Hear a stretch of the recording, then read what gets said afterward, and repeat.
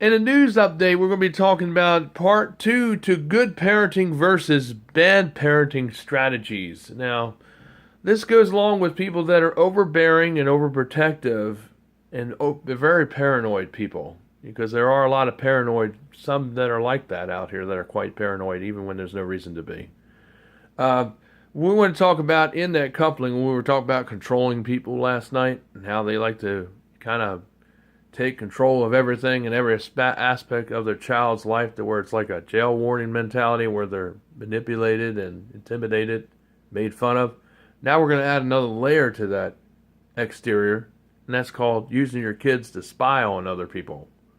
You know, where you send them over to a neighbor's house across the hallway or beside them, and they come on over and they're not a Christian and they're not somebody that that person likes, but the person still sends their kids over there, and then they sneak around and go down the back steps, or they go out to the van and they say, well, he thinks he saw something out in the parking lot, and they sit there and giggle, their mother and the kids laugh in the van in the parking lot today. Uh, but the thing is, what I'm trying to say is that, doing stuff like that is just not a good idea. It's not smart, it's not good parenting, and it's not a good strategy. It's not even Christian. Why do they kind of spy on people? What is wrong with that? What's wrong with them? Why are they doing that? You know, uh, why would they send their kids over to someone that isn't a Christian and is not a believer? Why would they even associate with somebody like that? Especially when they know they're not really good to the person that lives there. Why would they be talking to them? Why would they have any affiliation? And most people that are Christian don't do that. They're not witnessing to her. They're not witnessing to this individual. So it's like a lot of parents will do that even in a split parent situation. They'll have the kids spying on their mother or their father. Then they'll go home and interrogate them like a police station, and say, what happened over there when you were with your mom and dad?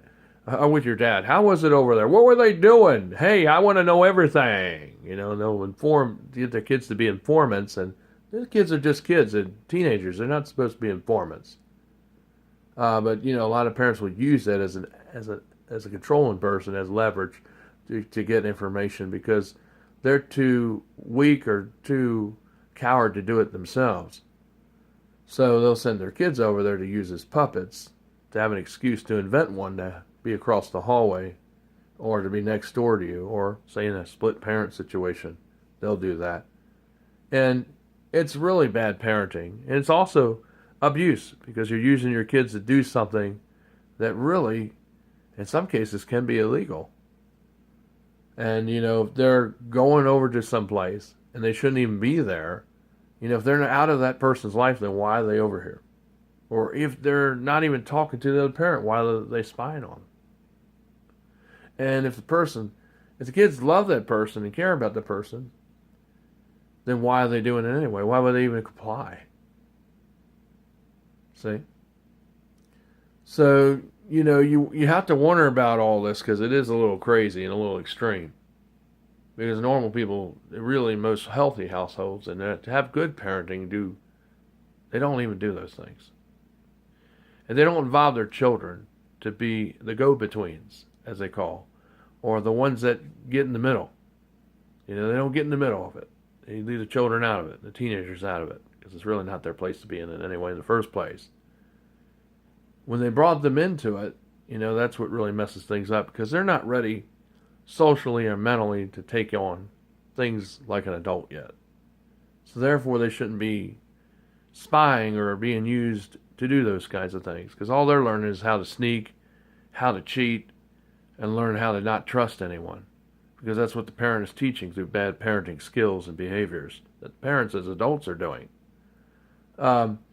And then you have to wonder, if you have good parenting, you're going to teach love, you're going to teach values, you're going to teach biblical principles, you're going to teach good behaviors that are like what Jesus would do.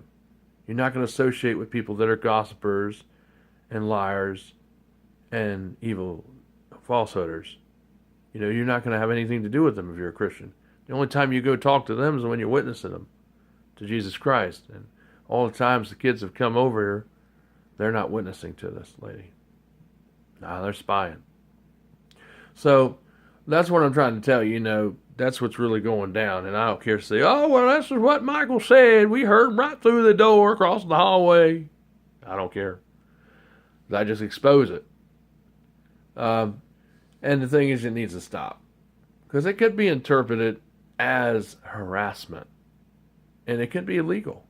Because they shouldn't be over here. It's like they never knew this lady before until their mother went over there and talked to her. And now all of a sudden it's a fascination. They got to keep, massaging it kind of thing. And now they're in there. And they're seeing them. And they're friends with her. And they really didn't know this lady ever before from Adam. But all of a sudden now they're doing it. It's really weird, right? Isn't it? It is weird. But people that have mental problems operate like that. Because their brain isn't wired right. And that's why they do those kinds of things. And they think, well, they can justify it in their knowledge or excuses or lies. Say, oh, it's okay to do that. I can harass that guy. I can do that still. I can send my kids over there to spy on him. I can do that. It's all right. I can play with them and do that because it's fun. And getting them upset. It's okay. It's not okay because that's not even Christ-like. But the thing is, like I said, what goes around always comes around. So have your fun. And, then the party will bang sooner or later. And then God's going to have his fun. So, don't spy for your parents. I would tell your parents, I don't want to do this anymore. I don't even like going over to that lady's house. I don't even like associating with her. I don't even like being in the roof under her. She's not cool. The only reason why I go over there is because it's internet. It's not even her internet. It's my internet. But at the same, token, that's what you have to do.